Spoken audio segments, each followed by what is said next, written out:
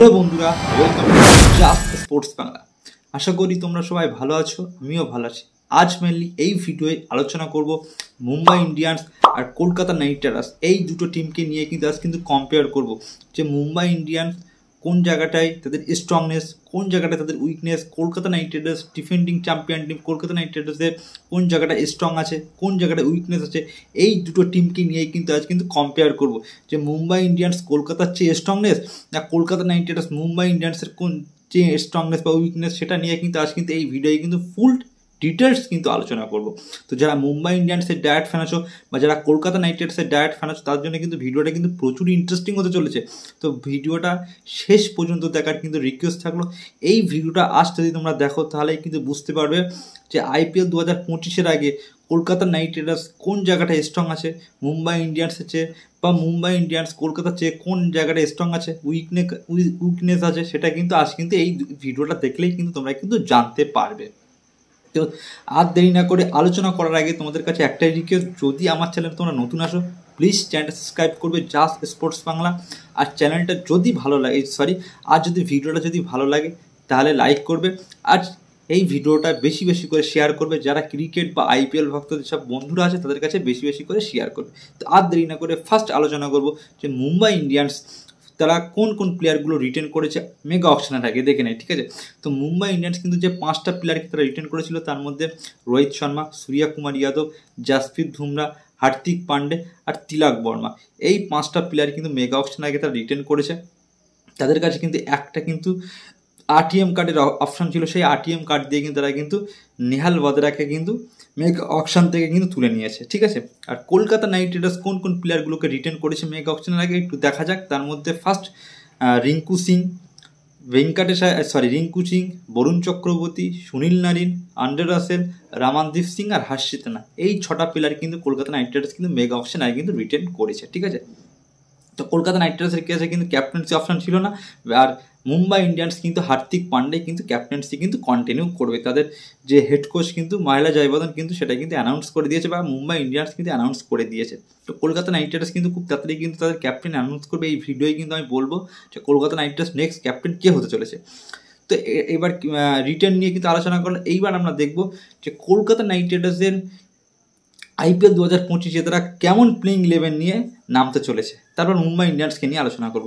তো Kolkata Knight Riders Sunil Narine, obviously Sunil Narine যখন champion হয়েছিল তখনও ওপেন করেছিল। সুনীল নারিন দারুণ পারফরমেন্স করেছে ব্যাট বলে। তো সুনীল নারিনের সঙ্গে ফিল সল্টকে আর আমরা দেখতে পারবো না। কলকাতা নাইট রাইডার্সের যারা ফ্যান আছে তাদের জন্য অনেক দুঃখের খবর এটা, যে ফিল সল্টকে আমরা আর দেখতে পারবো না, কারণ ফিল সল্ট আরসিবির হয়ে খেলতে চলেছে। তো ফিল সল্টের জায়গায় Kolkata Knight Riders first playing 11-এ কুইন্টন ডিকককে সুনীল নারিনের সঙ্গে ওপেনে দেখতে চলেছো তোমরা। 3 নম্বর পজিশনে এখানে আসতে চলেছে আঙ্ক্রিশ রঘুবংশী বা আজিঙ্কিয়া রাহানে। এই দুটো প্লেয়ারের মধ্যে একটা প্লেয়ার, তবে আজিঙ্কিয়া রাহানে 3 নম্বর পজিশনে আজিঙ্কিয়া রাহানে আসতে চলেছে, ঠিক আছে। 80% চান্স আছে। 4 নম্বর পজিশনে ভেঙ্কটেশ আয়ার খেলবে। সে 4 নম্বরেই খেলে, আমরা সেটা দেখেছি, ওপেনও খেলতে পারে। তো 4 নম্বরে ভেঙ্কটেশ আয়ার খেলবে, কারণ সিচুয়েশান বুঝেই সে ম্যাচটাকে ধরতে পারে। যখন অ্যাঙ্কার রোল খেলতে হয় তখন কিছু ধরে ধরে ইনিংস খেলে, বা যখন ম্যাচ ফিনিশ করতে হবে বা বড় বড় 6 মারতে হবে বা অল্প বলে বেশি রান দরকার, তখন ভেঙ্কটেশ আয়ার সেই রকমভাবেই ব্যাট করতে পারে। তো ভেঙ্কটেশ আয়ার সে স্ট্রাইক রেট বাড়িয়েও ব্যাট করতে পারে, বা সে অ্যাঙ্কার রোলেও খেলতে পারে। তো 5 নম্বর পজিশনে রিঙ্কু সিং খেলবে। 6 নম্বর পজিশনে এখানে আন্ড্রে রাসেল আসবে। 7 নম্বর পজিশনে রামানদীপ সিং আসবে। যদি তারা কলকাতা নাইট রাইডার্স যদি কোনো ইম্প্যাক্ট প্লেয়ার হিসেবে কোনো ব্যাটসম্যানকে ইউজ করে তাহলে মনীষ পান্ডেকে খেলাতে পারে, ঠিক আছে। তো সেটা আমি আলোচনা করবো। এটা প্লেইং 11টাকে আলোচনা করি। তো 8 নম্বর পজিশনে হর্ষিত রানা আসবে। হর্ষিত রানা সে ব্যাট করতে পারে, ঠিক আছে। ডোমেস্টিক ক্রিকেটে প্রচুর রান করেছে হর্ষিত রানা। 9 নম্বরে আনশিক নকিয়া বা স্পেন্সার জনসন, এই দুটো ওভারসিজ পেস বলারের মধ্যে একটা বলার খেলবে। তবে প্রথম 11-এ আনশিক নকিয়াকে সুযোগ দেবে। টি10 যে আবু দুবাই যে টি10 লিগটা হয়েছে, সেই কালকে আবু দুবাই টি10 লিগে দারুণ পারফরমেন্স করেছে। এই আনশিক নকিয়া মাত্র 2 ওভার বল করে 15 রান দিয়ে 3টে উইকেট নিয়েছে। প্রায় 150 কিলোমিটারের উপরে কিন্তু দুটো ইয়ারকার করেছে, দুটোই কিন্তু বোল্ড করেছে। তো আঞ্জিক নয়কে কিন্তু দারুণ পারফরমেন্সে আছে। 10 নম্বরে কিন্তু বৈভব অরোরা, আর 11 নম্বরে কিন্তু বরুণ চক্রবর্তী খেলবে। তো এই প্লেইং ইলেভেনটা নিয়েই কিন্তু কলকাতা নাইট রাইডার্স কিন্তু ফার্স্ট 11 কিন্তু নামতে চলেছে। ইম্প্যাক্ট প্লেয়ার হিসেবে কিন্তু মনীষ পান্ডে অ্যাজ ব্যাটসম্যান হিসেবে, আর যদি কোনো বলারকে দরকার হয় তাহলে কিন্তু উমরান মালিক কিন্তু ইম্প্যাক্ট প্লেয়ার হিসেবে কিন্তু খেলবে। এবার আমরা দেখে নেই যে মুম্বাই ইন্ডিয়ান্সের প্লেইং ইলেভেনটা IPL 2025-এ কেমন হতে চলেছে। তো রোহিত শর্মা কিন্তু ওপেন করতে আসবে, আমরা সবাই জানি।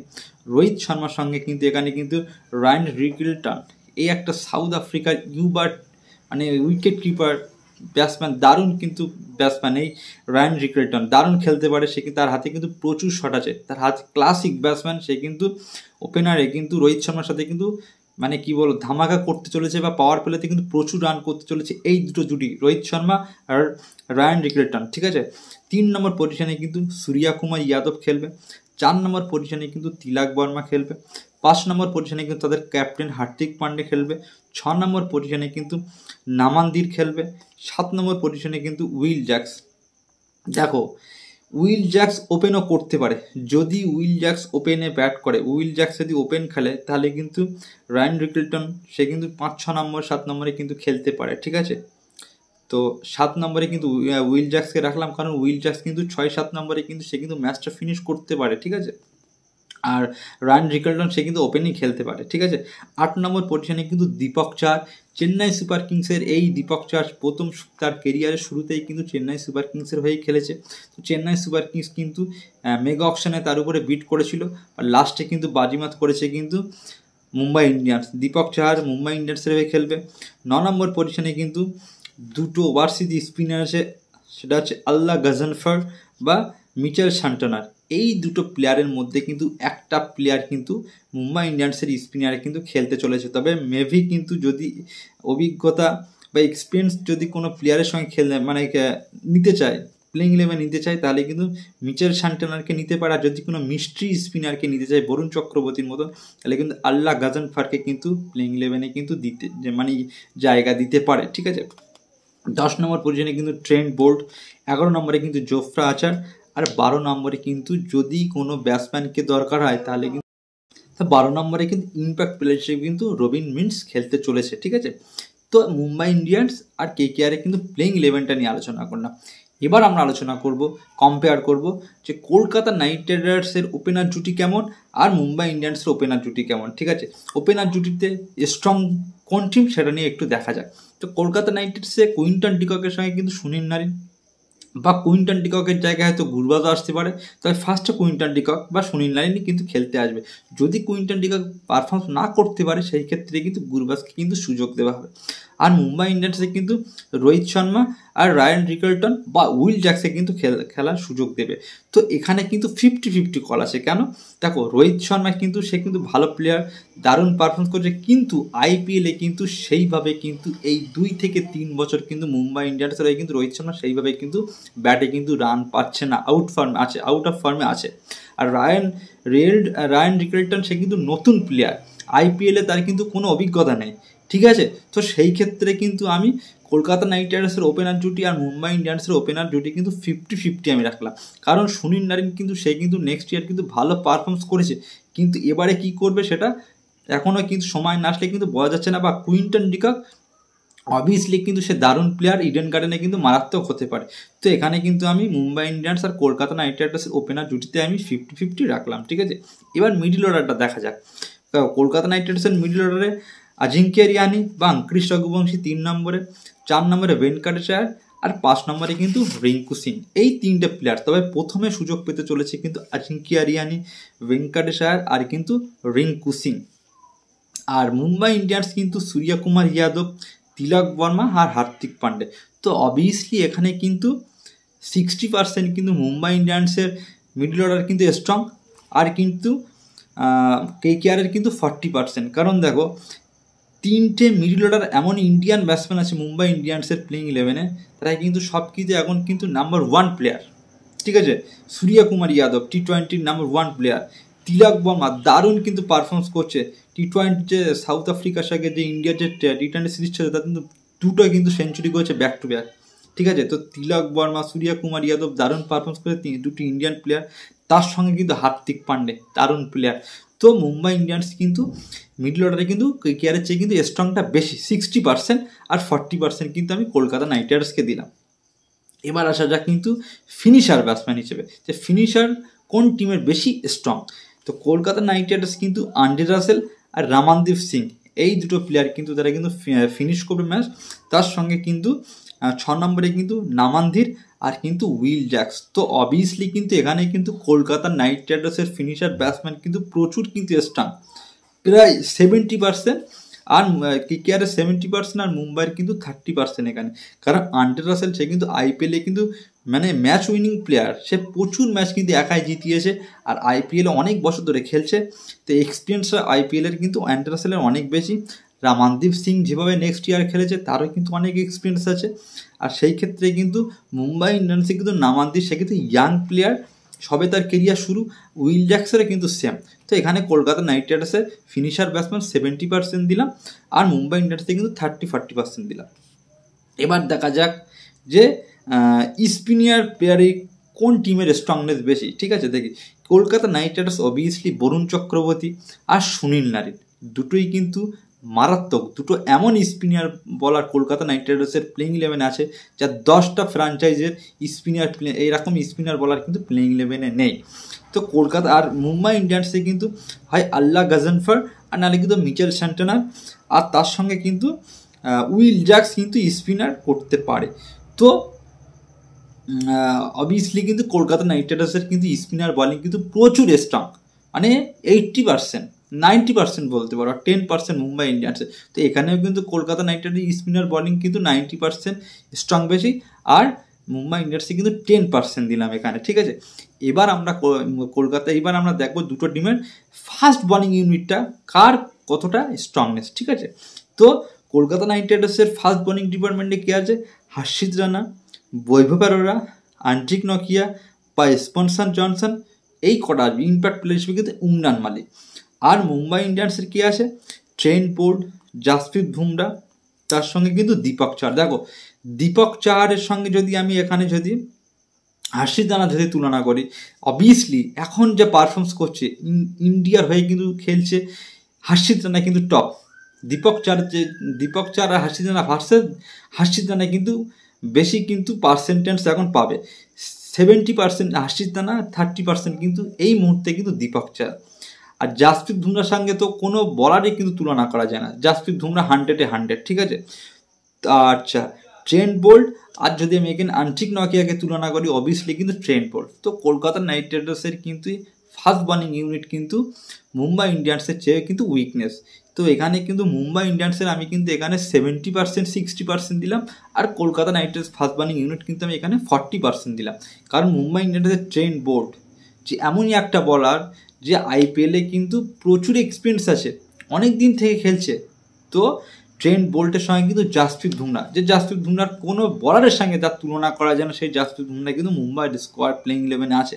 ঠিক আছে, তো মুম্বাই ইন্ডিয়ান্সের ফাস্ট বলিং আমি 70% দিলাম, আর কলকাতা নাইট রাইডার্সের ফাস্ট বলিং ইউনিট কিন্তু আমি 30% দিলাম।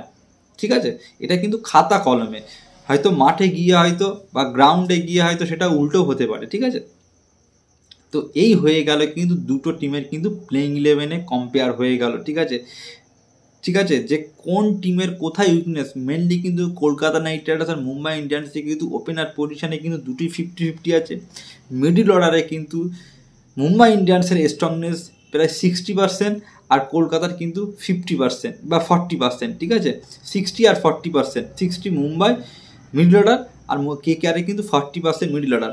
ফিনিশারে কিন্তু 70% কিন্তু কলকাতা নাইট রাইডার্স, আর কিন্তু মুম্বাই ইন্ডিয়ান্স কিন্তু 30% শুধু। স্পিনারের ক্ষেত্রে কিন্তু কলকাতা নাইট রাইডার্সে কিন্তু 90%, আর কিন্তু মুম্বাই ইন্ডিয়ান্স কিন্তু শুধুমাত্র 10%। ফাস্ট বলিং ইউনিটে কিন্তু কলকাতা নাইট রাইডার্সে কিন্তু 40 বা 30%, আর মুম্বাই ইন্ডিয়ান্সের কিন্তু 70%। তো সেই ক্ষেত্রে কিন্তু মুম্বাই ইন্ডিয়ান্সের পাল্লা কিন্তু একটু সামান্য বেশি। ঠিক আছে, মানে 50% 60%, দুটো টিমকে কম্পেয়ার করলে 60% মুম্বাই, 50% কিন্তু কলকাতা নাইট রাইডার্স, কিন্তু এটা কিন্তু খাতা কলমে, কিন্তু কলকাতা নাইট রাইডার্স কিন্তু এই টিম নিয়ে ম্যাক্সিমাম এই টিম নিয়েই কিন্তু নেক্সট ইয়ার কিন্তু বা 2024 কিন্তু চ্যাম্পিয়ন হয়েছে। এটা কিন্তু খাতা কলমে, বাস্ট মাঠে বা গ্রাউন্ডে গিয়ে কিন্তু সেটা উল্টো হতে পারে, ঠিক আছে। তো আজ কিন্তু আমি কিন্তু এই ভিডিওয় তোমাদের সামনে কিন্তু আমি কলকাতা নাইট রাইডার্স আর মুম্বাই ইন্ডিয়ান্স এই দুটো বড় টিমকে নিয়ে কিন্তু আমি কম্পেয়ার করলাম, যে কার কোথায় উইকনেস আছে, কার কোথায় স্ট্রংনেস আছে, সেটা কিন্তু আজ কিন্তু কম্পেয়ার করলাম, ঠিক আছে। তোমরাও কমেন্টে লিখবে, ঠিক আছে, তোমাদের মতে কলকাতা নাইট রাইডার্সের কোথায় উইকনেস বা স্ট্রংনেস আছে, বা মুম্বাই ইন্ডিয়ান্সের কোথায় স্ট্রংনেস বা উইকনেস, সেটা তোমরা কমেন্টে লিখবে, ঠিক আছে। আর একটা আপডেট তোমাদের দেওয়ার আছে যে কলকাতা নাইট রাইডার্স কিন্তু বড় বড় সোর্স থেকে দাবা করছে যে আজিঙ্কিয়া রিয়ানিকে কিন্তু কলকাতা নাইট রাইডার্স কিন্তু ক্যাপ্টেন্সি করতে চলেছে, ঠিক আছে। এটা কিন্তু 80% প্রায় হয় ভেঙ্কাটেশায়ারকে নিয়ে কিন্তু কলকাতা নাইট রাইডার্স এখনও ভাবছে। তবে কলকাতা নাইট রাইডার্স যারা থিঙ্ক ট্যাঙ্কে যারা আছে তারা চায় যে আজিঙ্কিয়া রিয়ানির এক্সপিরিয়েন্সটাই কিন্তু কাজে লাগাতে, ঠিক আছে। তো এই আপডেটগুলো তোমাদের সামনে আমি শেয়ার করলাম, আর এই দুটো টিমকে নিয়ে কম্পেয়ার করলাম। তোমরা কমেন্টে লিখবে, ঠিক আছে। আর তোমাদের কাছে ভিডিওটা শেষ করার আগে একটাই রিকোয়েস্ট, প্লিজ তোমরা যদি আমার চ্যানেলে নতুন আসো তাহলে প্লিজ চ্যানেলটা সাবস্ক্রাইব করবে, আর ভিডিওটা যদি ভালো লাগে তাহলে ভিডিওটা লাইক করবে, আর এই ভিডিওটা বেশি বেশি করে শেয়ার করবে। তো আজ এই পর্যন্ত, বাই।